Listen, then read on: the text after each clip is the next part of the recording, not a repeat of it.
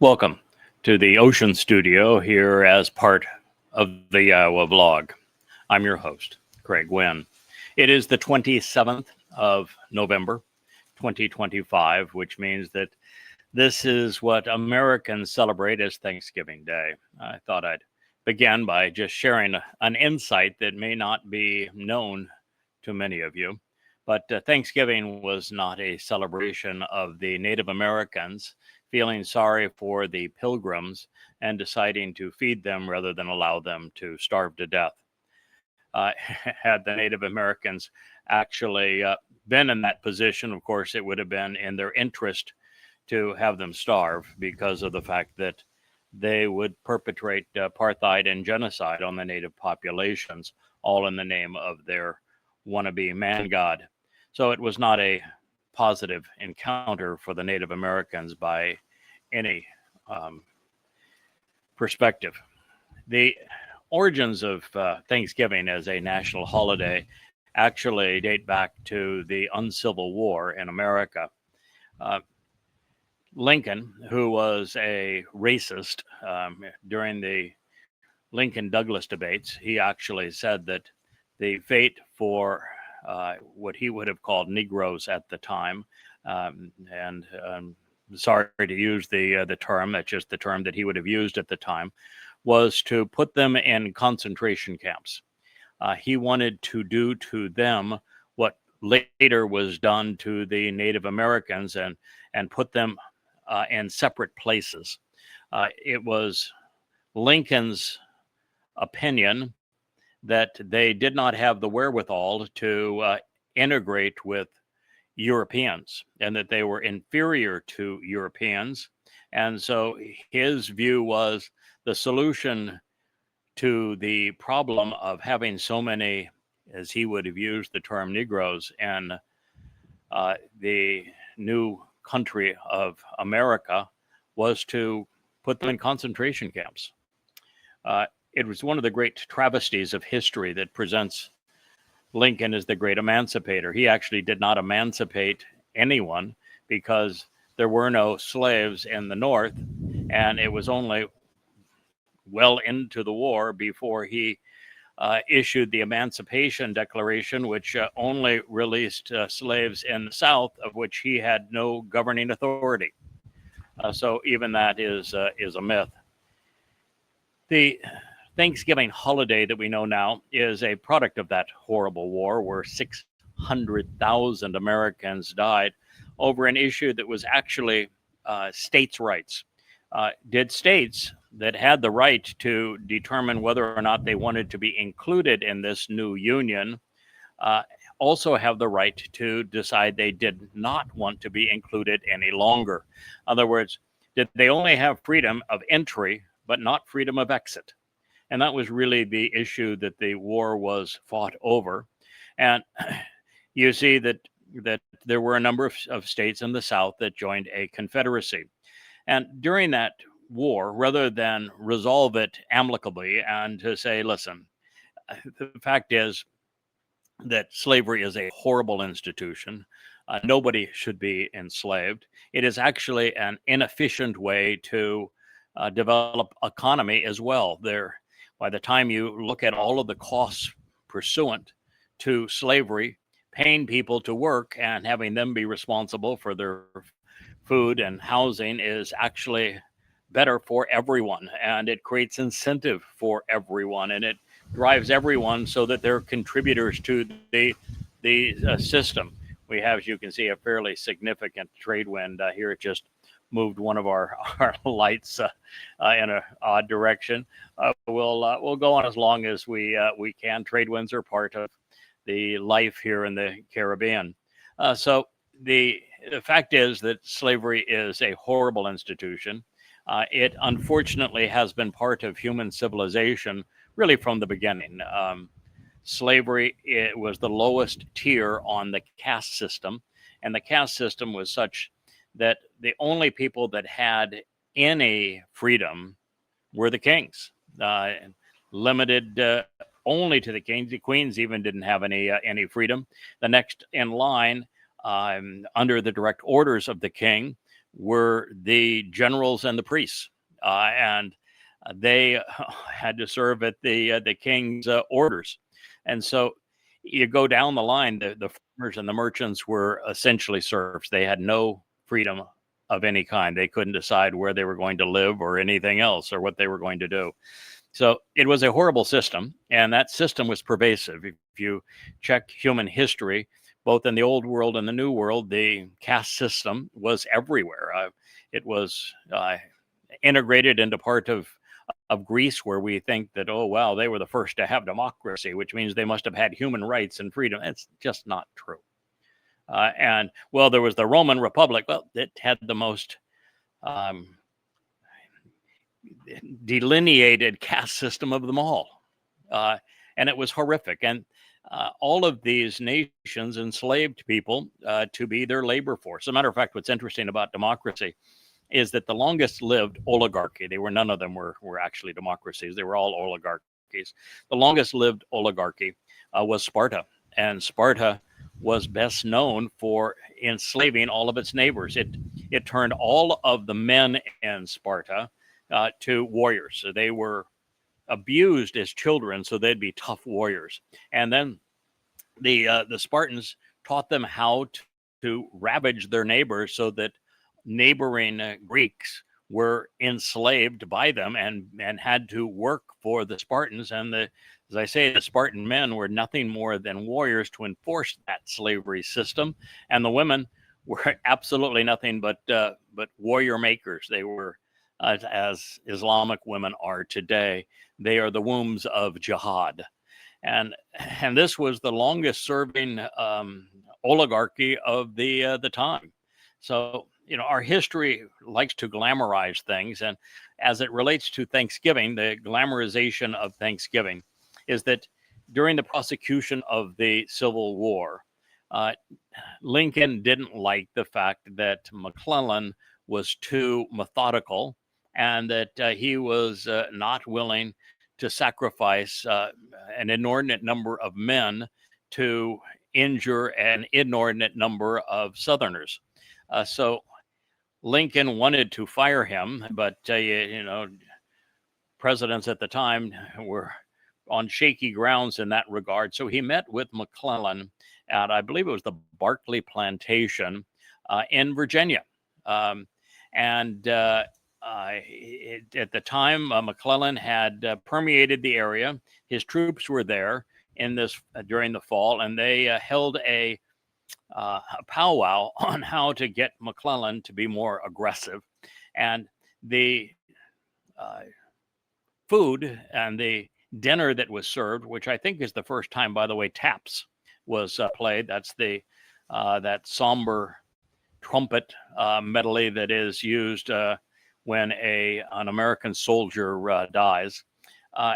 First played there, but that's the first official U.S. Thanksgiving holiday, if you will, was the persecution of fellow Americans during the Civil War, which was about the deprivation of state rights, and fought over an institution where there were horrible people on both sides, and a lot of just mixed messages, hypocrisy, if you will. For example, you look at Ulysses S. Grant. He was an alcoholic. He was a murderous man. He didn't care how many people died, even on his own side. And he was a slaveholder. And he was persecuting Robert E. Lee, who was actually quite the gentleman. Robert E. Lee didn't own slaves. Robert E. Lee owned a large plot of land that is now Arlington National Cemetery. The United States simply stole it from him. And as I say, he was not a slave owner. But the man on the Union side that was prosecuting the war for the Union was a slave owner.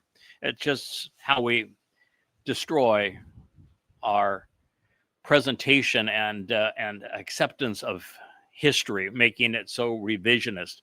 But that really is the story of Thanksgiving. It's all enveloped into this horrible war where 600,000 Americans died for nothing. A tragedy of great magnitude, where slavery was was so pervasive in civilization and just so easily resolved. There was always a better way to end slavery. And even in slavery, one of the things that very few people have an appreciation of, because it is so wrongly taught, is that 100% of those who were enslaved in Africa. They were not enslaved in the New World. They were enslaved in Africa. And while they were enslaved in Africa, it was because warring African tribes did what people did around the world. They were not unique in this regard. They were warriors. They attacked their neighbors. They were covetous. They were greedy. They were violent. They attacked their neighbors, and they enslaved those that they conquered. And after a while, there were just too many slaves, and when you get too many of them, they're too hard to keep track of and to keep under control. So they just started killing everybody. And slavery started up again when Muslims around the 7th and early 8th centuries flooded out of Arabia after having perpetrated apartheid on all of the Jews of Arabia and having perpetrated genocide on them. Muhammad did. In the first group of Muslims after Muhammad's death, they perpetrated the war of compulsion on Arabia, forcing all Arabs to either surrender to Islam or die. And after prosecuting the war of submission, of compulsion on Arabia, Muslims then went both east and west, and they perpetrated the world's most hideous genocide. Over 200 million people, which was 1/3 of the Earth's population at the time, were murdered by these Muslims. Countless more were plundered. They were raped.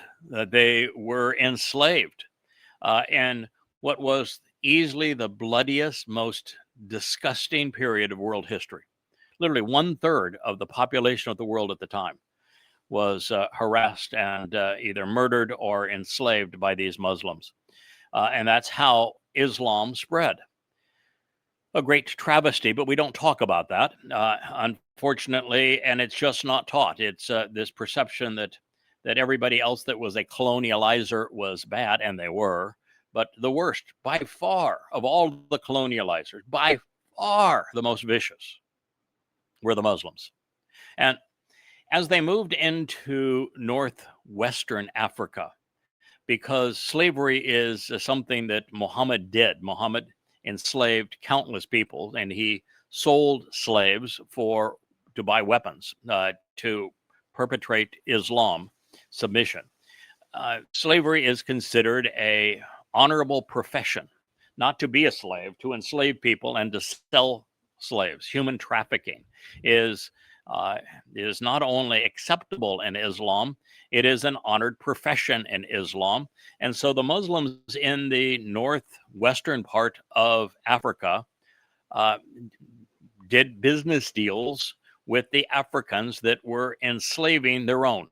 So Africans enslaved Africans, they sold them to the Muslims, and the Muslims then sold them to the European shipping companies, who then shipped them to these Caribbean islands and to South America and to North America. And that's how the institution of slavery in the United States, these Caribbean islands, and in South America began. It was Muslims being responsible for almost all of it, in the high 90% of it, making it economically desirable for Africans to go off and enslave other Africans, such that there was this huge supply of African slaves, which the Muslims then sold to the European shipping companies, who brought them to the New World. And so there's a lot of blame to run around. the Africans doing this to other Africans, and slavery is still a huge part of African culture. The Muslims, who were probably the worst contributors to the slave trade, and those European shipping companies, which were absolutely deplorable, as well as the people who bought them here in the Caribbean and in North America. And when you look at the post I presented on Facebook yesterday, which was the Romans crucifying all of those who were part of the Spartacus slave revolt, thousands of them, along the Appian Way. The only thing that is worse than enslaving people is torturing your slaves. And so the most savage of nations in this regard were the Romans. They were absolutely despicable. And there's this perception in history of the grandeur of Rome. No, it's the disgusting, despicable, hideous nature of Rome. They were in all ways untrustworthy, immoral, greedy, vicious.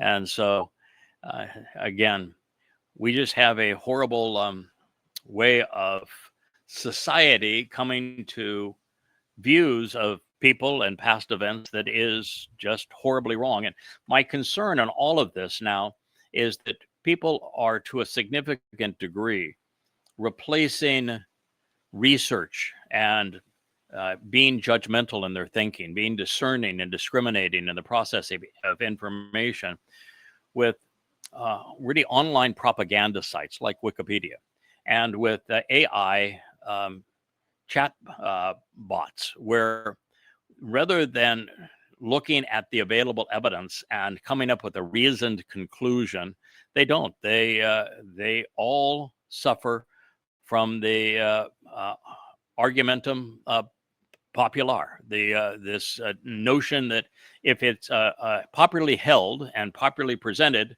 it must be true. It's as if truth were subject to a vote. And so the most prevalent conclusion is the one that AI will parrot. And fact is that humanity has almost always been wrong, and the only way that we grow as people is when individuals recognize that humanity is wrong on an important topic and somebody points out what's wrong. But with the AI engines, they have a programming bias to any novel research. If you are able to demonstrate that something is wrong, the AIs will absolutely impugn what you have to say and will counter it with the popular appeal, the fallacy. Now, this in my case means a great deal, because I've been able to prove conclusively, beyond any doubt, using evidence and reason, that Christianity, Islam, and Judaism are all opposed to God, and that they are all counterproductive. But even with irrefutable evidence and some 13 books just on those subjects, some of them 825 pages long. You can see some of them over my left shoulder, screen right, as it would be. The AIs won't process it, won't accept it, won't even look at it, and can't learn from it. So we're entering a period where the popular myths of society regarding Christianity, for example, the world believes there was really a Jesus and that he was crucified, and that the New Testament is somehow affiliated with the Bible that includes an Old Testament, when none of that is true. The New Testament is in wholesale conflict with the Torah and prophets. Jesus never existed. He is nothing but the product of identity theft. He was a crude counterfeit of the actual Messiah and Son of God, Dowd to David, who was our returning king. And YAHOWAH is not a man. Men cannot kill YAHOWAH. So the whole notion of Christianity is blatantly false. But when you prove it, in today's world, people can't process it anymore. The same thing is true with Judaism and the Talmud, and even to a greater extent with Islam, which I have demonstrated factually and irrefutably. only exists because rabbis sold Talmud stories to Muhammad, which he attributed to Allah and then twisted for his own self-aggrandizement. This is the history of the Abrahamic religions. They're all counter to God. So I just thought maybe that would be an interesting introduction, since this is Thanksgiving Day. Well, we're going to enter a new chapter of The Voice. The Voice is volume 1 of a series called Coming Home. It was written to focus on Dowd, David, primarily his Mizmor, but we go in and out of the Torah and prophets as well, because they have so much to say about Dowd and the role that he played in fulfilling Yahweh's plan. And in this particular case, we're going to return to an early psalm, this one, the 6th psalm.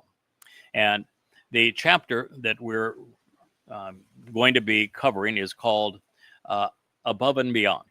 And it's about making persuasive arguments. And as I have pointed out so many times, there were prophetic revelations that are exciting to consider and explore pursuant to Dowd, the actual Messiah and Son of God. And each is laden with wonderful possibilities. And yet we have decided, in most part, to follow the original plan and throughout this process in the Voice series and in these books, which is to go to the Mizmor, the Psalms, and to try to process them the best we can in order. Although we did jump out of line to systematically consider even the some of the later Mizmor. And we are going to eventually, through Coming Home 4, I think we'll reach probably very close to the 40th Mizmor, covering all of them. As you know, because you have listened to other programs I have done from other studios here in the Caribbean, that we have recently translated and done programs on the 33rd, 34th, and 35th Mizmor of Dowd. And we've covered so many others, like the 89th in virtually every studio and in many, many times, because it is the most essential piece of literature that exists today. So right now we're going to return, since we have covered the first 5, to the 6th Mizmor. And in doing this, by following this plan, we have found that the central chord of Yahweh's testimony is that a person like none other, the most uniquely special man in human history, is Dowd. He was the one that God refers to as his chosen one. He was the one that Yahweh said that was anointed 3 times on his instructions. He is the man that Yahweh called the Son of God. None other bear that title but Dowd, David. He is also the one that served as our Savior. It is Dowd who came in his second of 3 lives, just as he announced in his Psalms, to fulfill Passover. He was the one who was crucified in 33 CE. He is the one who arrived as Gabriel, God's most capable and confident man, to inform Daniel in 555 BCE that he would be returning in 33 CE, which is year 4000 Yah, to fulfill Chag Matzah, PesachMatsahBikuwrym. So following in Moshe's footsteps, which is important because he is the person that God specifically spoke of in the 18th chapter of Devarim, Deuteronomy. He became Yahweh's beloved son. He became God's anointed Messiah. He is the tree of lives. That's why he's called the branch.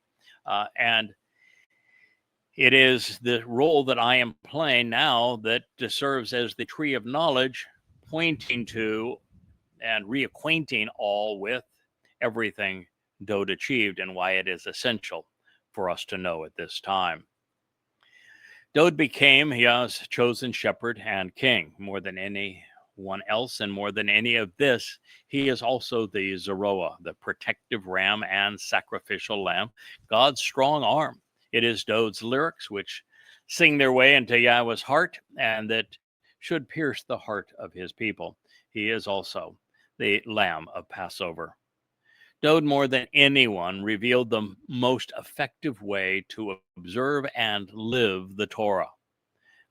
He was, as the Lamb scribed, he actually wrote the lone eyewitness account of his fulfillment of Pesach, Passover, in addition to matzah, unyeasted bread, leading to Bikuwrym, firstborn children. These stories are featured in the 22nd and 88th Mizmor, and then affirmed by his father, YAHOWAH, in the 89th Psalm. And he is going to be accompanying God upon his return, fighting as he always has for his people. He's returning at the sunsets on Yom Kippurim, the day of reconciliations in year 6000 Yah, 2033. Then shepherding God's people into the pastures flowing with living waters during Sukkah. Everyone who is purged by the sacrifice of the bull, the Adamah Parah, on Teruah, will be allowed to enter this return to the Garden of Eden on Sukkah, with the trees of lives and knowledge intertwined at that time. So in the 6th Mizmor song, or psalm, we find Dowd longing for this new beginning, for the Shamanith, the 8th octave, if you will, which sings to us about the 8th day of Sukkah shelters. Even at the time that I wrote those words, I didn't have a full appreciation of 8, and yet God is really insistent upon it. There are 8 who carry the Ark of the Covenant when it moves, as it will be moved to its rightful place on the Temple Mount, beneath a replica of the tent of the restoring witness during the events preceding the fulfillment of Teruah and the sacrifice of the Adamah Parah in year 6000 Yah.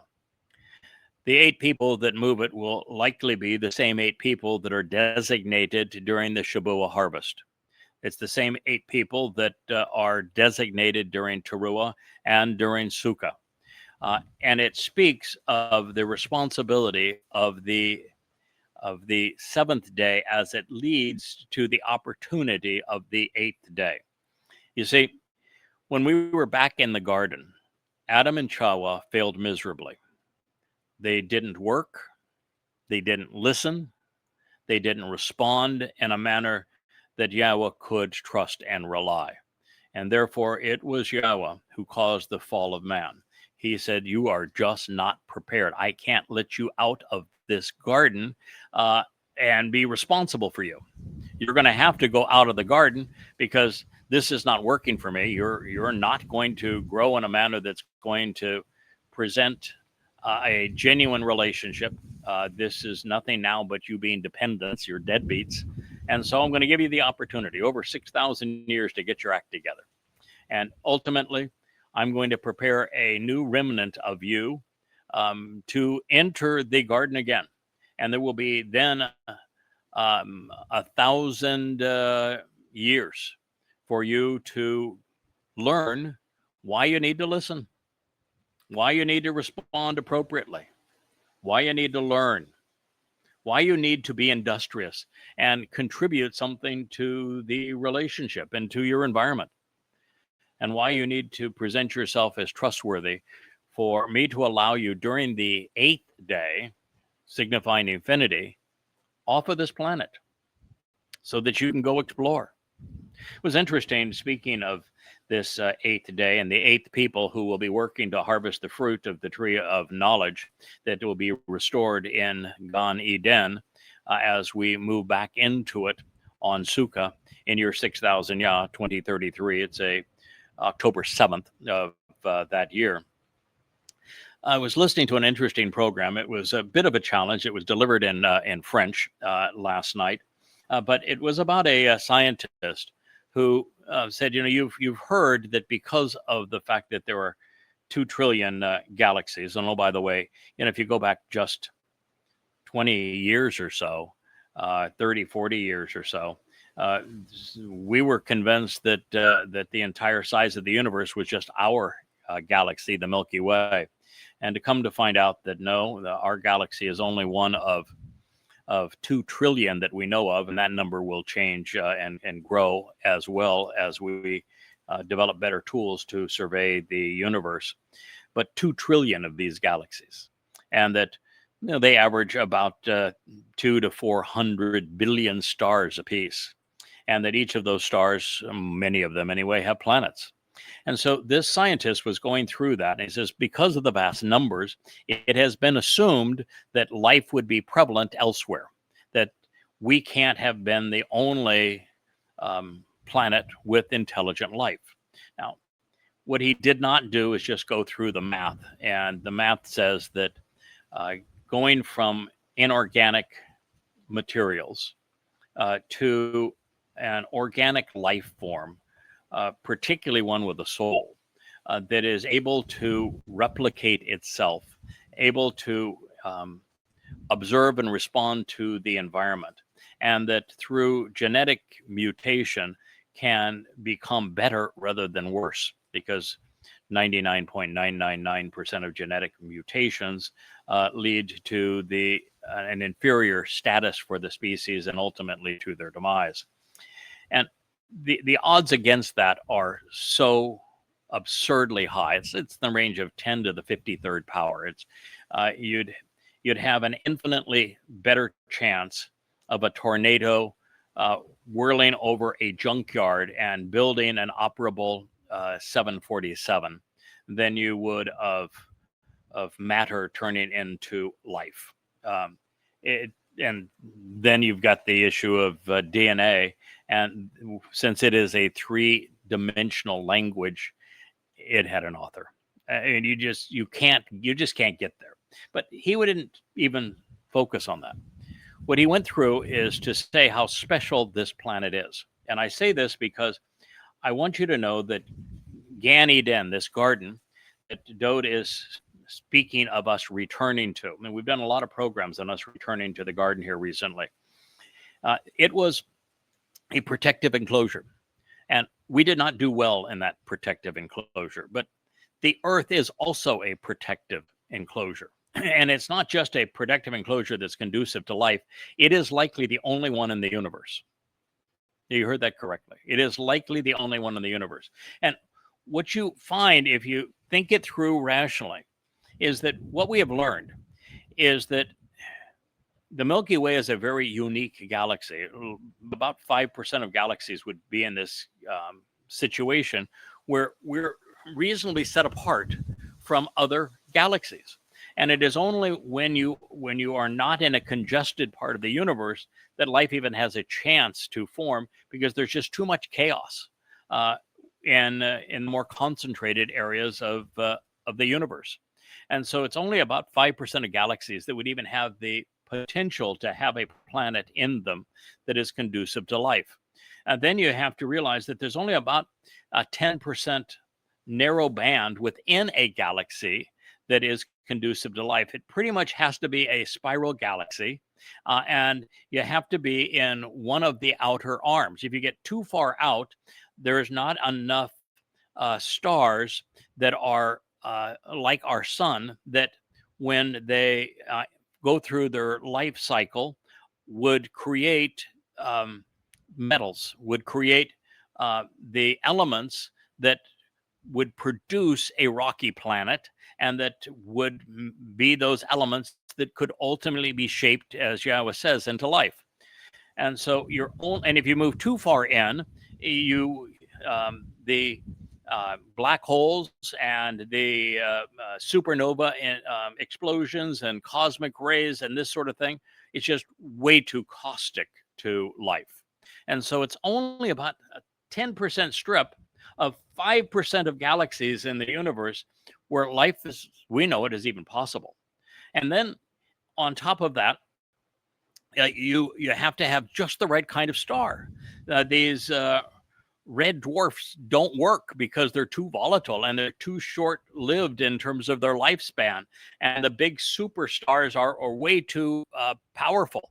And so it's only about 5% of stars that are conducive to life.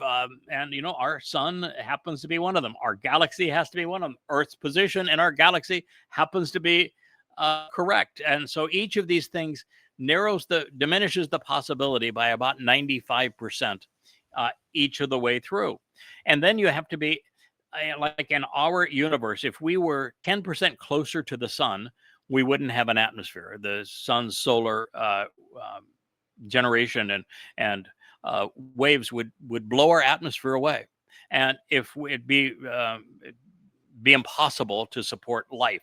And if we were as much as 10% further out, then you couldn't have liquid water.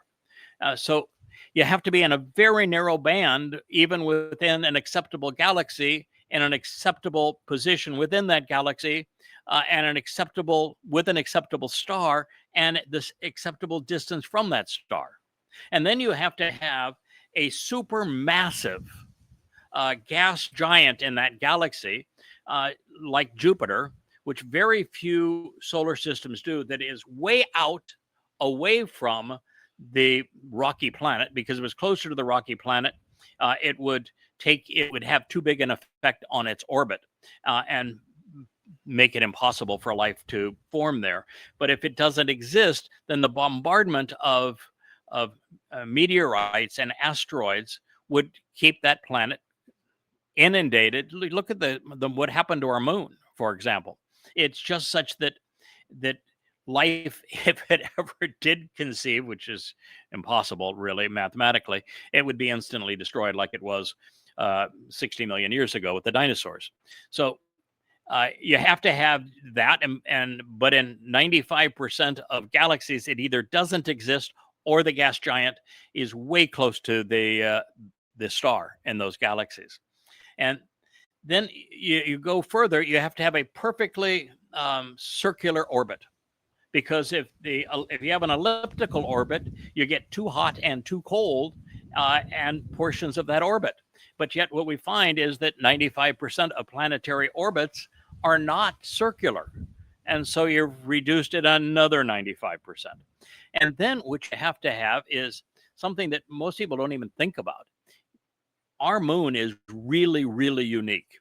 And our moon was created by two what would have been planetary objects hitting exactly the right way, with exactly the right angle, at exactly the right speed, and the Earth's initial formation to create a moon that is, well, our moon is so large by relative size to our planet that it's larger, for example, than Pluto, for example. It's the largest moon in our solar system, and it's made out of the Earth. The moon is, and without a moon of that size and that distance from our planet, life couldn't exist on this planet. It is what stabilizes our spin on our axis, and what stabilizes our orbit. It has been hugely effective at diminishing the asteroid and the meteor hits on the Earth.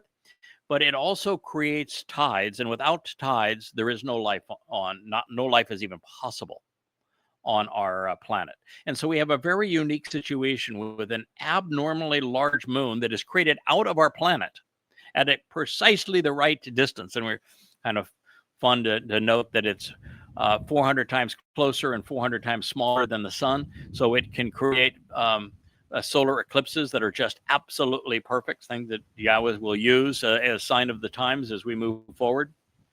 And so this part is also essential. You have to have plate tectonics. If the plates don't move, which they're frozen, for example, on Venus, and they're frozen on Mars, life is not possible.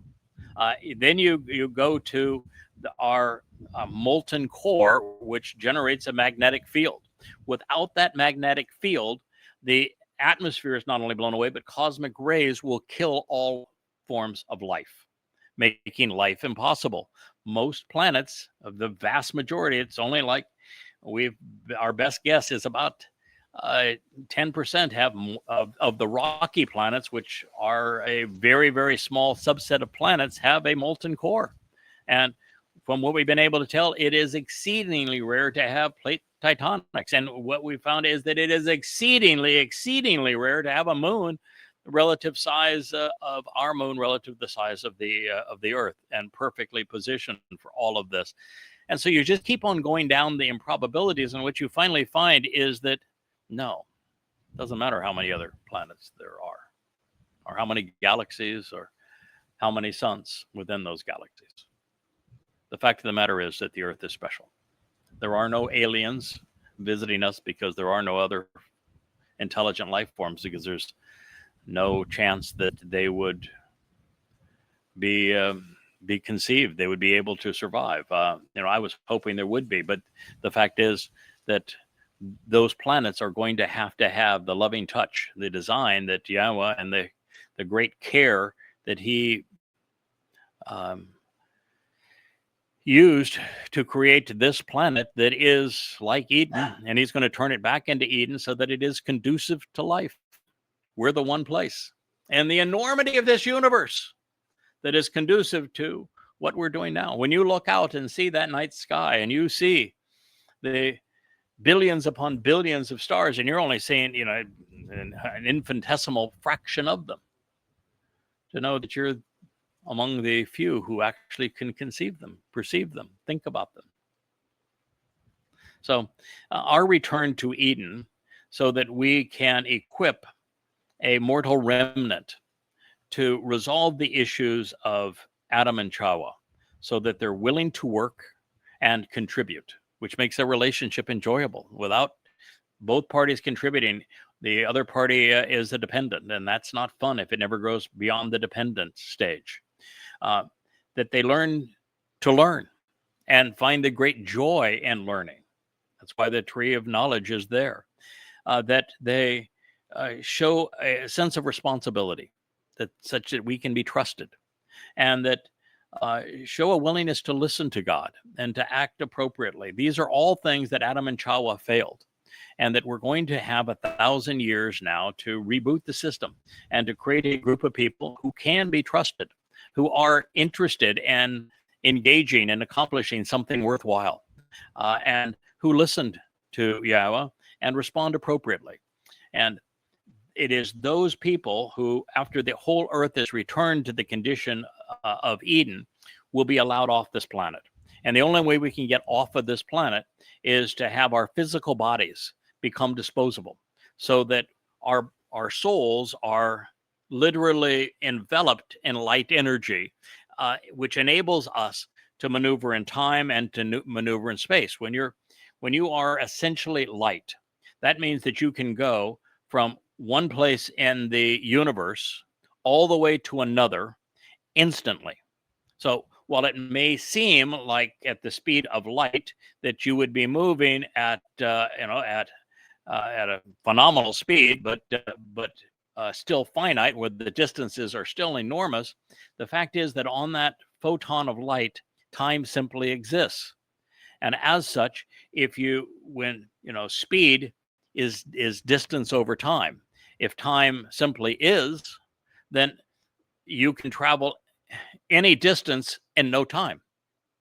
And that's the reason why, as energy, we will be able to go wherever we want to in the universe. And when we get there, we can experience the normal flow of time when we take a part of our energy and convert it into a physical form to enjoy what I'm doing right now. I mean, I feel the breeze. I enjoy the warmth of the sun. I can hear and can speak to you with a voice in this. I can gesture. You can see my face and eyes and expression. And so it is a marvelous way to go and exist primarily as an energy-based spiritual being, with our souls, which are energy-based, enveloped in radiant energy and light. And then when we wish to convert it, E equals mc squared, Einstein's great formula, where energy is the same thing as matter, but just energy is just a much greater amount, that matter must be multiplied by the square of the speed of light to be equivalent to energy. So we'll be able to make this transition between things. And one of the great mistakes of religion and many people where they're so fixated on physical bodies. We had a song that Leah wrote that was criticized by YouTube yesterday because it had a picture of a statue. Yeah, your Leah just walked by with her little doggy on a pearl leash. It's very, very cute. But the reality was that it was a statue, but the statue had bare breasts, and Facebook, no, it was YouTube said we don't allow nudity. And while you probably didn't know that we would view this as a violation, so we're not a strike against you, but you need to change your cover imagery on this song. People just are so overly sensitized by bodies. It's the religious. You look at Islam, and women have to walk around in tents. You look at Christianity, and they want people running around like this. The mother goddess cult that has been so annoying to me began with this whole onslaught of you have to be modest. And when I said, well, but we're returning to the Garden of Eden, and did you bother to look at what the wardrobe was in the Garden of Eden? It happens to be wearing a smile. Now, why is that the case?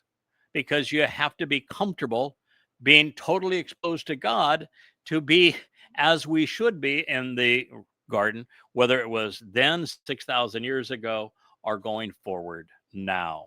So call it naked and unafraid. Naked and unafraid is the answer, and it is one of the reasons why Islam is so stupid. They want a lot of reasons Islam is stupid, but the Allah and the Quran tells Muslims that if they die killing for him, they're rewarded with multiple virgins and paradise. But the very fact is that there is no paradise where there's a physical body. If you're going to survive this life, it's going to be as a soul enveloped in energy, and you're not going to have a physical body. So it's just stupid. But then again, that's Christianity. Not only is it dumb that in Christianity, God is no bigger than a man, and in Christianity, men can kill their God, and in Christianity, the symbol of the religion is a dead God on a stick. But the very idea that, but he proved that he conquered death because he has an empty tomb because of bodily resurrection, it's going in the wrong direction. No, you don't beat death by going back into a body that was able to be killed. The body can be killed. The body can be mutilated. What can't be killed, what cannot be mutilated, is your soul, unless you've lived a life where God just says, I didn't know you, you didn't know me. You were deceived, but you were not a deceiver. Therefore, your soul is simply going to dissipate into nothingness. I guess that's similar to how a body would decay and to become nothing as well.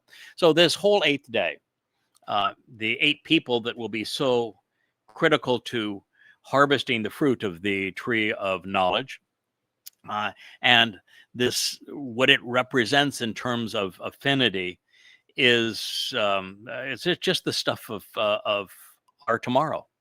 It is what brings us to the future, and it's essential that we have an appreciation of everything the 8th day and shelters represents, as well as how we get there and who these 8 people who are going to be so special will be.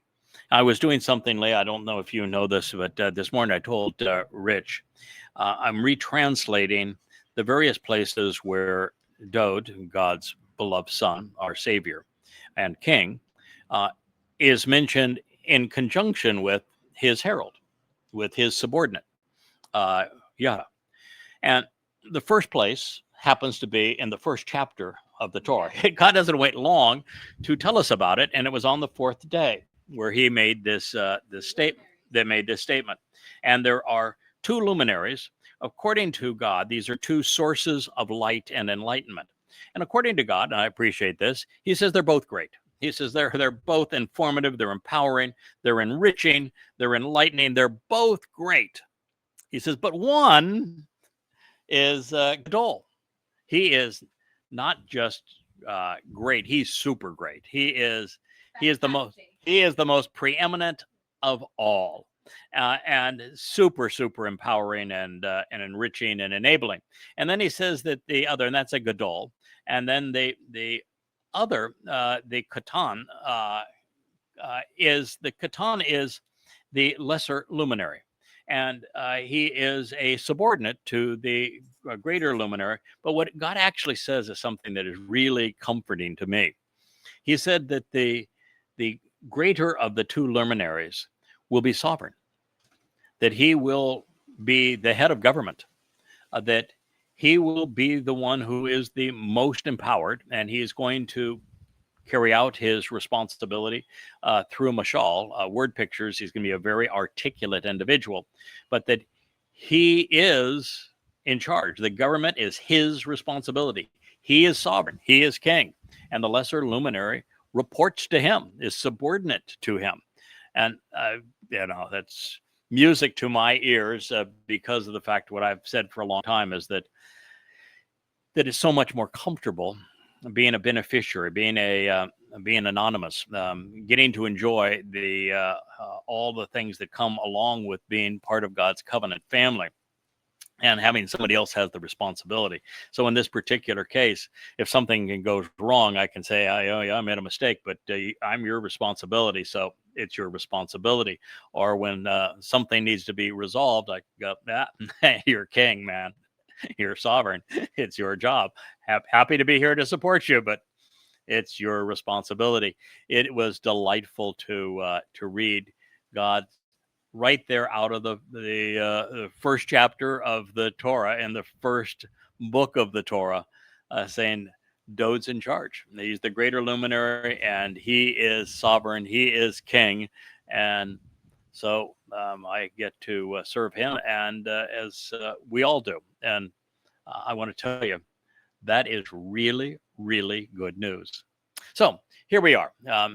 We recognize that Dowd completed the first phase of the mission. He was responsible for fulfilling the spring mikveh, PesachMatsahBikuwrym, and that we know that Yahweh had a major plan for Dowd, not only in his first of three lives and acquiring Jerusalem, acquiring the Temple Mount, protecting God's people, uniting Israel, writing these marvelous psalms so that we might know who God is, what he's offering, what he's expecting in return, and the role that Dowd would play to enable the benefits of the covenant.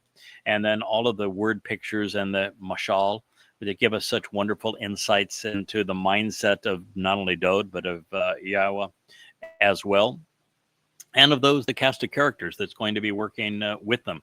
And so we have so much that we should be grateful for in his first life, and then in his second life, he made it possible for us to live forever, for us to inherit the covenant, for us to be enriched and empowered by God, to be adopted into God's family, to live forever, to be perfected. This is a pretty extraordinary thing. And he comes back in his third life with all of the responsibility on his shoulders.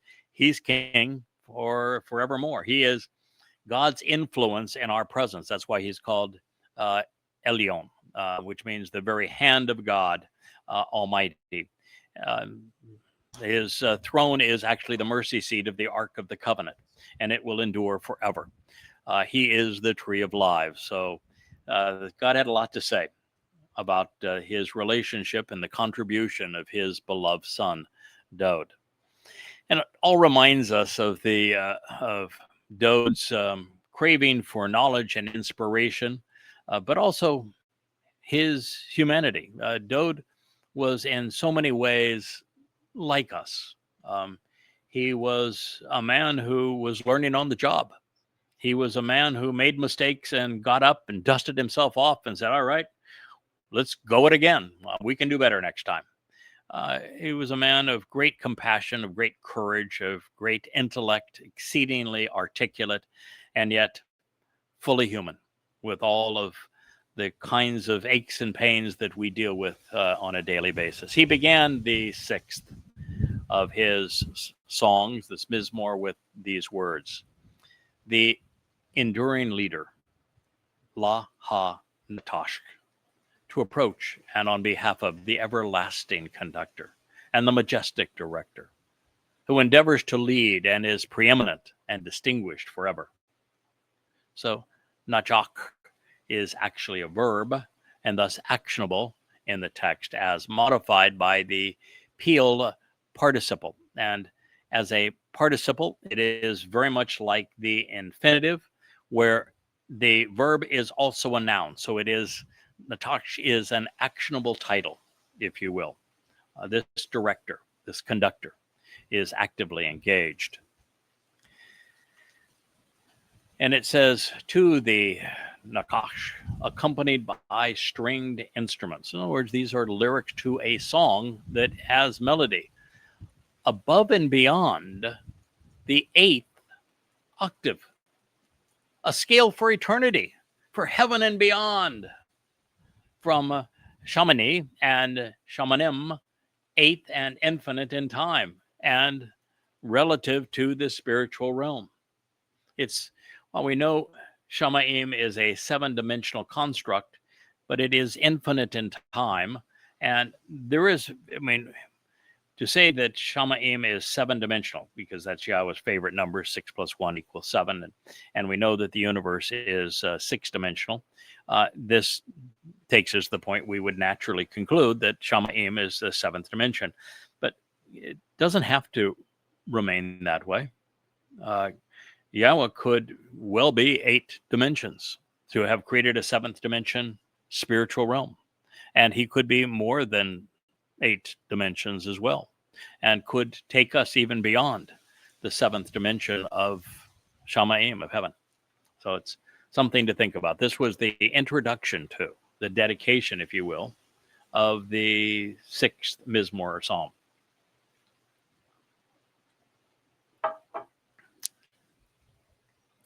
Now, this is one of only 3 times that Shamanith, the 8th, appears in the text, each in reference to the instrumentation for a song. And since it is clearly related to Shamani 8, scholars typically consider Shamanith to be the 8th octave. In fact, the English word octave is based upon the Latin word for 8, octo. The issue with limiting it to this singular expression is that a harp can only play 6.5 octaves, not 8. And its range exceeds that of other stringed instruments. Further, our most accomplished singers have a 4-octave range, with the 8th octave residing at the upward limit of what people can even hear. It's the beyond. When we consider the scale of 8 in harmony with Yahweh's nomenclature, we find several thought-provoking ideas. The 8th day of Sukkah is an ode to eternal life with God in heaven. And in this regard, the word for 8, shamani, is remarkably similar to the Hebrew word for heaven, shamayim. And third, there are 7 notes in an octave, A, B, C, D, E, F, and G, audibly affirming that Yahweh's plan, one which reverberates throughout time, goes beyond the 7th and into the 8th octave. Therefore, I suspect that Dowd is dedicating this song to Yahweh in recognition of his desire to spend his eternity in his Father's company in heaven. He could even be saying something that I had not considered previously, and that is that Yahweh, who I've always assumed was at least 7-dimensional because he created a 6-dimensional universe, and you have to be a dimension beyond that which you create for you to build something that is of such scale. And in this, for example, we can build buildings, but they're out of the things that are already here. When you're creating something from nothing, you have to be a dimension beyond it. Where, there's the old cartoon that says, well, God, we don't need you anymore because science has figured out how to conceive life. Well, by the way, it's not true. Science doesn't have a clue as about the conception of life. They don't even understand what a soul is. But the fact is, okay, so they're having the conversation. We don't need more. We can create life just from dirt and that sort of thing. And so God says, okay, prove it. And so the scientist begins. He gets some dirt together. And says, no, get your own dirt. And so this is really the point of if you're going to create a universe that is where you are responsible for everything in it, then you need to be a dimension beyond it. And so with Shamayim playing such an important role and it being the dimension beyond the physical universe, and it therefore being 7 dimensions, wouldn't we naturally assume, credibly conclude that Yahweh would be a dimension beyond that and therefore 8-dimensional? I think there's every possibility of that being true. And this, of course, means that God is not limiting us to what we currently know. And so Dowd is dedicating the song to Yahweh in recognition that we will enjoy an eternity together in his Father's company in heaven, and that there could be even an opportunity beyond that. And he realizes that God is not pleased with the conduct of men on earth, and he certainly wasn't pleased with the conduct of Adam and Chawah, and clearly hasn't been pleased with the conduct of humanity in general and with Israel in particular, and that the conditions will be far better in the next life. Now, the sentiment expressed in this opening statement of Dowd's song is central to our understanding, as it is universally ignored. The purpose of the Bereth, the covenant, and of the Torah, guidance and teaching, is Yakach, persuasively demonstrated and proven through Dowd. He is the antidote to Rabbinic Judaism and to Pauline Christianity. He demonstrates that the Torah, rather than condemning, perfects the imperfect, so that we can become beloved sons and daughters of Yahweh. Here is the opening line of the 6th Mizmor. Yahweh, you consistently prove your case through me with pervasive arguments, which vindicate me and acquit through me.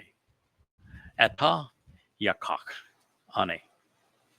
You use evidence and reason, engaging in rational dialogue with me, making decisions and resolving disputes through me, demonstrating that you and I are right. It was written in the Hiphil, which means that God is the subject, is making this possible for Dowd and actually engaging with Dowd as if he were a secondary subject.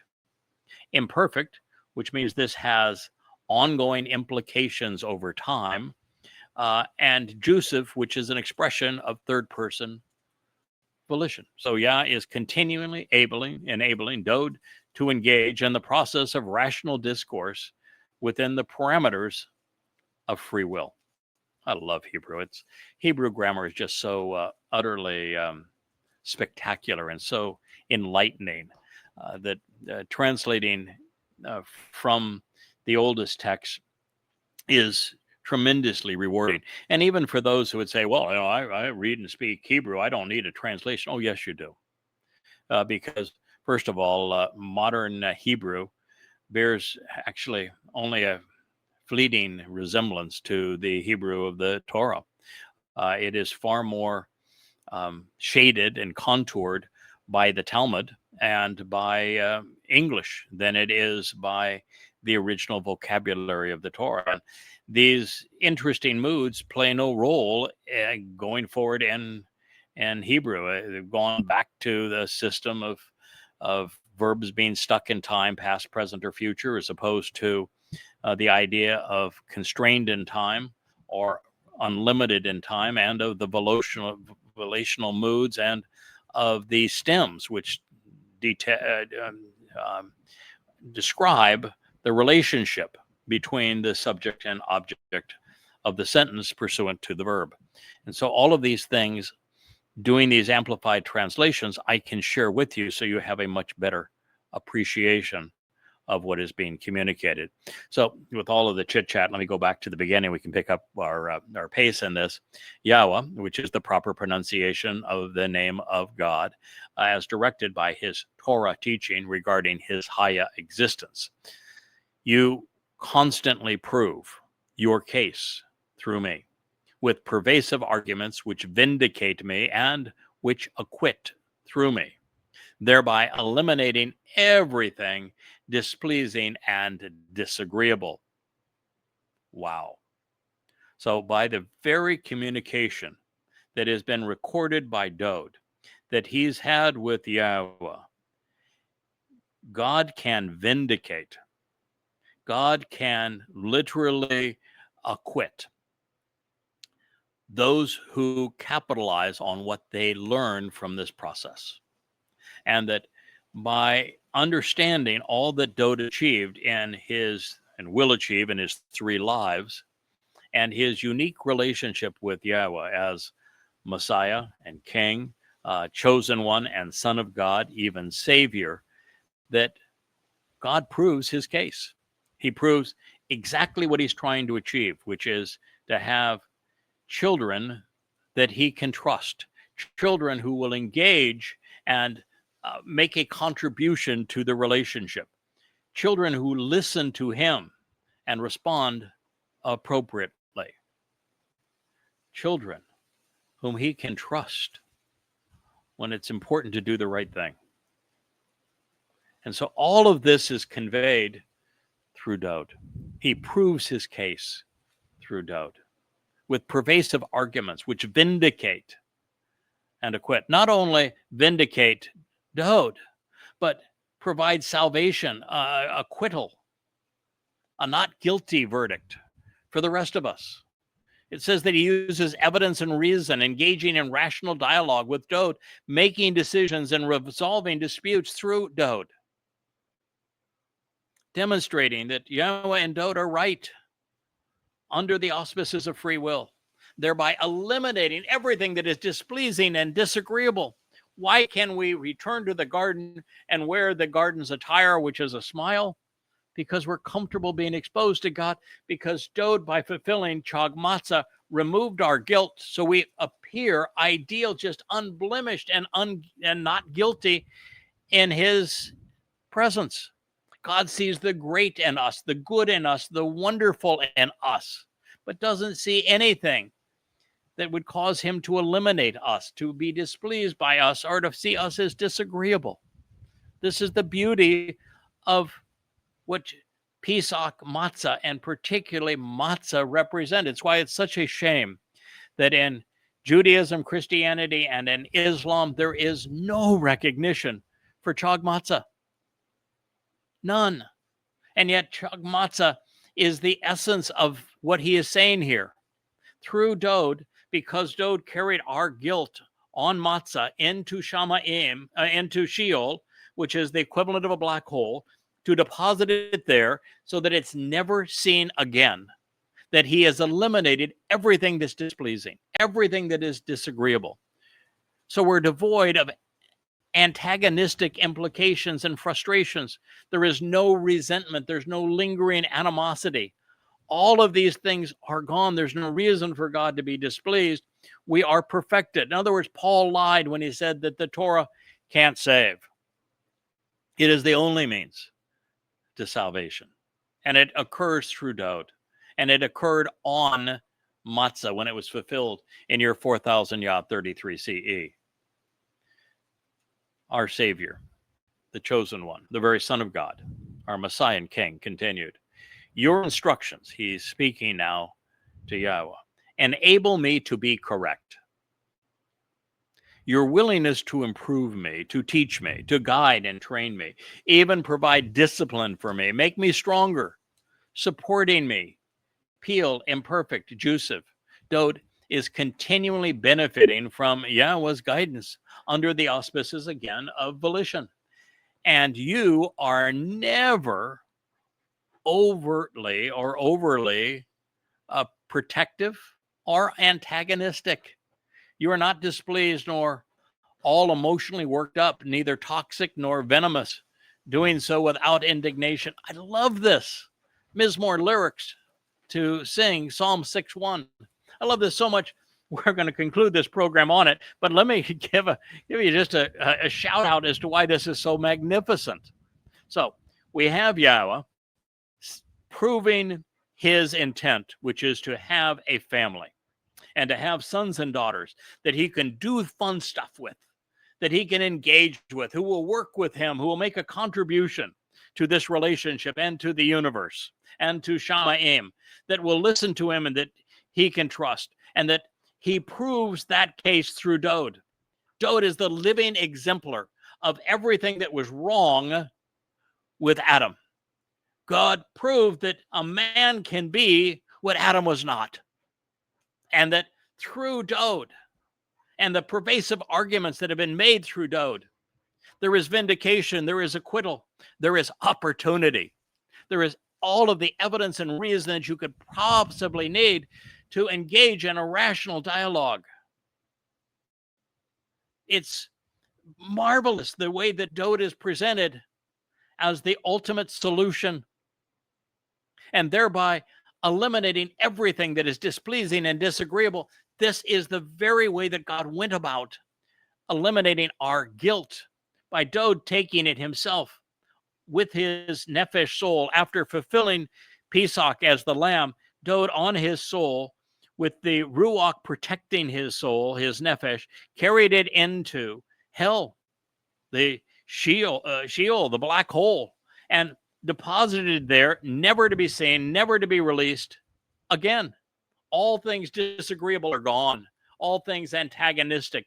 You know, the history of Jews during the Exodus was nothing but a march of antagonism and frustration and resentment and lingering animosity. It's all gone because of what happened on Matzah. And so God's Torah instructions, they enable us to be correct. And that is all that really matters. Dowd was right about God, and therefore Dowd could be right with God.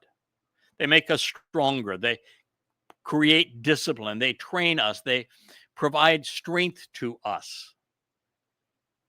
They teach us, guide us, improve us. And then this is so subtle but so powerful. And so you're not overly protective nor antagonistic. You know, Yahweh got antagonistic towards Adam and Chawah, and he was overly protective. You know, everything that could be harmful was kept from them. They had everything they could need to possibly eat, and yet they were deadbeats. God was overly protective, and so man never grew up, never developed a backbone, never developed character, never showed that he was worth anything that was of interest to God. And so God had to become less overtly protective and to move back and say, you know, you need to demonstrate that you can fall and get back up. I can't hold you up and keep you from falling for you and you to develop any character. It's like a parent with a child that never allows that child to be exposed to failing. Is so protective, wants to manage everything in that child's life. That child has no chance of growing up and maturing and becoming anything more than that parent's dependent. That was our issue in Eden, and Dowd recognized it. And so God has to be less protective of us and less frustrated with us for this relationship to work. It's so beautiful. That's the whole reason that we were sent out of the garden. And while we are being invited back in under this unique situation with the tree of lives and the tree of knowledge working together to equip people to grow and to learn and to be responsible contributors to life, so that God is not antagonistic and frustrated by us, which he has been for the last 6,000 years. And therefore, he has to be less overtly protective of us and give us a chance to grow, to learn. You know, so many times I'm told that you can't speak for God and ever have made a mistake. Nonsense. If you haven't made a mistake, you're not speaking for God. God doesn't want to totally control us.